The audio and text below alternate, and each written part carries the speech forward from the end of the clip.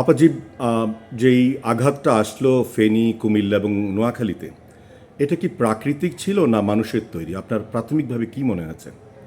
মানে আমরা তো 14 গ্রাম গিয়েছিলাম গতকাল, এবং সেখানে আমি কিন্তু ঠিক এই প্রশ্নটাই করছি যে এটা কি এই যে কয়েকদিন খুব অতিবৃষ্টি হলো তার কারণেই কি হলো।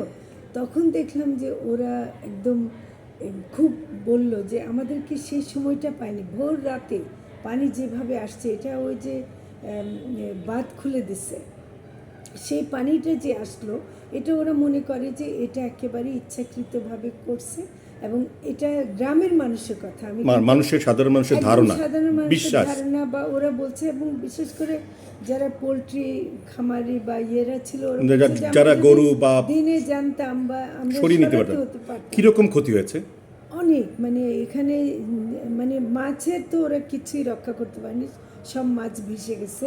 পোলট্রি মুরগি হয়তো মাত্র মানে বিক্রির হয়তো করতো আর কি, আর দুদিন পরে ওই মুরগিগুলো সব ভেসে চলে গেছে, এরকম হিসাব আমার কাছে আছে। আচ্ছা, ঠিক আছে, যেটা আছে মানে ওটা আপনারা হিসাব করছেন আর কি। হ্যাঁ করছি, এবং এর মধ্যে দিয়েছেও, কিন্তু হাজার হাজার মানে মুরগি, ভেসে তারপর গেছে। বাচ্চা, তারপর ডিমগুলো তাও একটু রক্ষা হয়েছে, কিন্তু মাছ ভেসে গেছে। কিন্তু এই বার্তাটুকু, যেটা আমরা জানি সাইন্টিফিক্যালি, এই বার্তাটুকু কিন্তু এটা কিন্তু গোপনের কিছু নেই।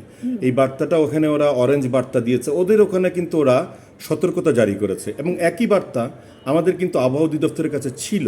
কিন্তু আবহাওয়া অধিদপ্তর, আপনারা কি যাচাই করে দেখেছেন কিনা যে আবহাওয়া অধিদপ্তর সাধারণ মানুষের উপযোগী করে এইরকম অঞ্চলটায় একটা যে এরকম ভয়ঙ্কর একটা আসতে যাচ্ছে, কারণ ওখানে 3 দিন ধরে বৃষ্টিপাত কিন্তু ত্রিপুরাতে হয়েছে, ত্রিপুরাতেও কিন্তু আমি দেখেছি মারা গেছে, ওখানেও সংকট হয়েছে। কিন্তু বাঁধটা যে খুলে দিয়েছে না, এটা স্বয়ংক্রিয়ভাবে নিজের থেকে খুলে গেছে, এটা কোনো আপনার স্পষ্ট হয়েছে? মানে আমি তো পরিষ্কার না, পরিষ্কার, মানে আমার মানে হওয়ার সাধারণ সুযোগ মানুষের নেই। বিলিফটা আপনি বলছেন। সাধারণ মানুষ, বিশেষ করে ওরা বলছে যে এই রাত্রিবেলা খুলে দেওয়ার মধ্যে ওদের ওদের চিন্তা হলো, খারাপ চিন্তা ছিল। খারাপ চিন্তা ছিল বুঝতে পেরেছি। যে আমাদেরকে সেই সুযোগটা দেবে না, তাহলে কি নাইলে যদি ইয়ে হতো। আর অটোমেটিক্যালি খুলে গেছে, এটা অনেক বিজ্ঞানীরা বলছেন, কিন্তু আমার মনে হয় যে এটা পুরোটা সত্যি না। আপনারা এখানে এখানে আমাদের আবহাওয়া অধিদপ্তরকে আপনারা কি জানতে চাইবেন যে আমরা কেন সময় মতো একদিন আগে মানুষকে সতর্ক করতে পারলাম না? আমার কালকের ভিজিটের পর মনে হচ্ছে যে এটা আমাদের জানতে চাওয়া দরকার, কারণ আগামীতেও তো এরকম হতে পারে। তা এখন যদি আমরা ব্যাপারটা পরিষ্কার না জানি, খোলাসা না জানি, তাহলে কিন্তু আগামীতে হলে তখন আর আমরা রক্ষা না, করতে কেন তো পারবো না। প্রশ্নটা কেন করছি সম্পূরক, যে এটা হলো যে ওখানে 3 দিন ধরে বৃষ্টি হচ্ছে, ওখানে লঘুচাপ হয়ে নিম্নচাপ হয়েছে, ওখানে পশ্চিম থেকে বাতাস আসছে, এখানে ওই দিক থেকে আসছে, 3টা জায়গা থেকে জড়ো হয়ে জমাট বেঁধে থেকে ছিল 2 দিন বৃষ্টিগুলো যেটা ঝরেছে। cloud দিয়ে বলছে, হ্যাঁ, ক্লাউড, হ্যাঁ, 2 দিন ধরে বৃষ্টি ঝরেছে। হ্যাঁ। তো এগুলো যে বাড়ছে মিলিমিটার, এই রেকর্ড তো আবহাওয়া তো জানে। জানার তো প্রতি মিনিটে সেকেন্ডে জানার। আর তারপরে আছে আপনার যে আমাদের যে নদী কমিশন, তাদেরও তো এটা 2 দেশের ভিতরে স্বয়ংক্রিয়ভাবে জানানোর পথ থাকার কথা। হ্যাঁ। তারা সেটা করেছে কিনা, আপনি একটু কি খোঁজ নেবেন কিনা? আমরা খোঁজ অবশ্যই নিতে হবে আমাদেরকে, মানে যদি আমাদের মানুষকে বাঁচাতে চায়, এবং গবাদি পশু এগুলোও কিন্তু মানুষেরই একটা অংশ। Right. আমরা কিন্তু মনে করি যে মানে এই সম্পদ দ্রুত আমরা তৈরি করে ফেলতে পারবো না। পারবো না, এবং এর ফলাফল কিন্তু আপনি যারা ভোক্তা তারাও কিন্তু মানে সকলেই পাবে। কষ্টের মধ্যে পড়বে। তো কাজে এটা সম্পদ হানি হলো। সারা দেশের জন্য একটা সম্পদ হানি হলো, এবং কষ্টের বিষয় হলো, যেটা নাকি আরও আমি ভয় পাচ্ছি যে বন্যা পরবর্তী পানি যখন নেমে যাবে, তখন যে রোগবালাই সৃষ্টি হবে গবাদি পশুর ক্ষেত্রেও, সেটাও কিন্তু আমাদের যদি আগে থেকে নিয়ন্ত্রণে না আনি, তাহলে কিন্তু এটা একটা আচ্ছা, ভয়াবহ এই ঘটনার থেকে আমরা কি মানে কি লেসনটা নিলাম?